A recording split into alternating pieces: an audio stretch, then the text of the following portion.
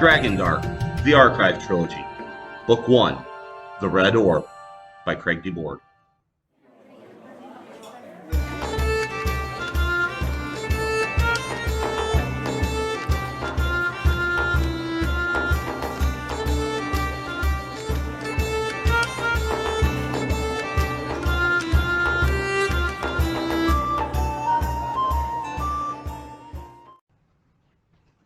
Chapter 1, The Fish Farmer, the Squire, and the Goblin Caravel.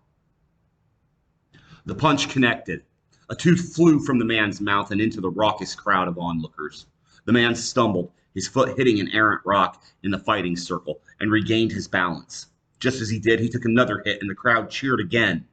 Kargin el Tomath, the prince of the El Tomath kingdom, swung his fist again, connecting a third right hook. His opponent fell hard, and most let out a cheer while some grew frustrated and handed over the money they lost gambling. Kargin won his wrestling fights against the other squires often. He had never been in a real battle with long sword and shield, but like other squires, he trained. The crowd consisted of other fighters who were also knighthood squire candidates and various people who lived in the El Tomath keep. The squires were young men who dreamed of riding on horseback into battle, trouncing ogre and dragon, defending women, and being heroes to children.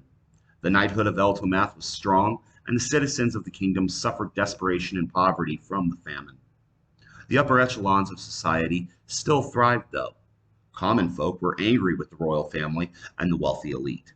They blamed them for the starvation that swept the land. But the military remained in favor with the people. Joining meant not having to worry about food, land, or services being paid for. The kingdom shall always provide was a common phrase repeated by King Sebastian el Tomath. And provide the kingdom did, but it seemed the only ones provided for were those not in need. Mothers and fathers encouraged their sons to join the knighthood and their daughters to marry knights.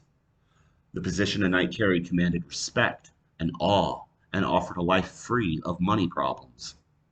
El Tomath Keep itself was an imposing structure that made up what locals called Gemmeroth.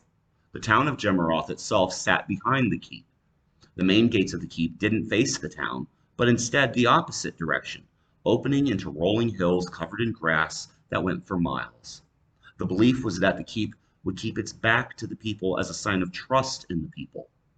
The people said that the royal family used it as just another way to ignore them. It was a constant argument between the royals and the common folk. The people called all of it, both the town and the keep, Gemmeroth, named after the nearby Gemmeroth River. The royals hated this and insisted that not just the keep, but Gemmeroth proper be called El Tomath. No commoner called Gemmeroth that, and no royal referred to Gemmeroth as anything but El Tomath. The town of Gemmeroth held hundreds of souls, with the addition of nearby villages like Medrath and Alamir. The number of people was well over 1,000. The keep itself housed hundreds of people like the royal family and extended family, stable boys, trade merchants, well-connected families, and a good portion of the El Tomath knighthood. The keep had multiple stables, the Singing Fields Inn, a merchant trade area, a few small shops, and a blacksmith and farm homes that were just outside of the walls. The squires' fighting and wrestling was a constant source of entertainment for the people. Kargin caught the eye of a woman who had been watching. He left the fighting circle as two new combatants entered and began brawling. "What's your name?" Kargin asked, eyeing the woman's figure as he approached her. The prince didn't do well at hiding his intentions. "Asandria, my lord," she replied, biting her lips shyly and smiling shyly at the prince. Many women threw themselves at Kargin, all hoping to marry into the royal family. "Asandria, would you like to go somewhere warmer, out of this cold air?" Kargin asked, smiling. People milled about and around them throughout the courtyard of the keep. "Somewhere more private." "Yes, my lord," Asandria said. Often called paladins, the Knights of El Tomath were a strict order who worshipped Tanlora, the good god of the sun, life, and justice. The knights were ferocious in battle, known to use holy endurance to heal injuries with divine spells, and to mysteriously call a weapon to their empty and waiting hands they called war blades. The Knights of El Tomath were virtual war machines. To face one in battle was something no one took lightly. Over 900 years ago, King Oswald the Arndt decreed that a geographic mapping and recording of all known history was to commence. This project consumed most of the Arndt's life. He was eventually overthrown by Yella Mackay El Tomath. The Arndt lands had become El Tomath lands, and Yella Mackay El Tomath was crowned king. The El Tomath kingdom was made up of the towns of Gemaroth, Medrath, Alamir, and extended north across Par Bay, all the way to the busy city Peregrine. Yella Mackay's reign lasted almost 50 years. He died and was laid to rest at the top of a distant mountain peak. His heir, Linus El Tomath, succeeded him, as did Linus's heir, and his heir, and his heir. After many generations, Bram El Tomath died, and his son, Sebastian, had been crowned king. Sebastian had his own son, who would one day be king, Kargin El Tomath. Hours later, Kargin and the woman were getting dressed in a dirty horse stable in the livestock barns. The prince pulled his boots on. The woman still struggled with finding her dress in the pile of hay they had lain in together. "Well, good day to you then," Kargin said, walking out of the barn and leaving her like he had so many before her. Later that evening, Kargin found himself not dealing with one of the other squires or a naive young woman, but instead someone far more important. "It's not fair," Kargin said, spitting as he stomped in anger and caused a maidservant to drop a goblet on the floor of the royal dining hall. The goblet rolled and finally rested against the lip of a gold-trimmed red throw rug. The woman scrambled to find something to clean up the spilled drink. Kargin was furious. "What you think is fair doesn't concern me. I can't have our men believing that the prince gets a free pass into the army. The next thing you know, the louts will be complaining about you moving up in rank just because you're my son," King Sebastian el Tomath said.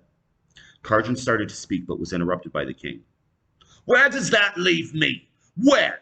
I have people begging to join the knighthood because of this damn famine, but we run scarce on iron for arms as well. Were I to just outfit you, I would be questioned as to why I am arming the inexperienced when there are able men at the ready. The things my men face, your simple long sword would not do."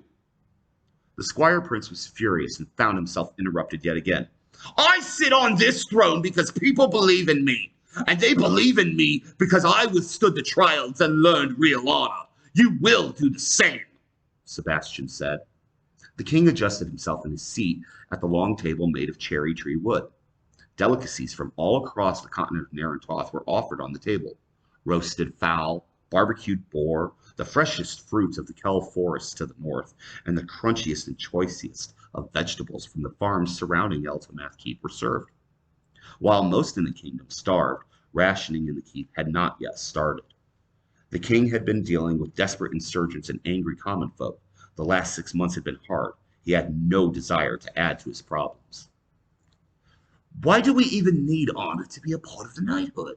Just let me take the trial and be done. I want my war blade. I don't see the point in—" "Enough! You have not earned your war blade," Sebastian said, his face turning red and contrasting with his bright white eyebrows, long hair, and beard. The king was a large man, standing well over 7 feet tall. The local legend was that he once threw a fully grown and starving tiger across the Gemaroth River directly into a live boar, killing the boar instantly and providing a life-saving meal for the tiger. He was one of the strongest men that the nearby villages had ever seen. Kargin wasn't as tall as his father, but was still a sight to behold.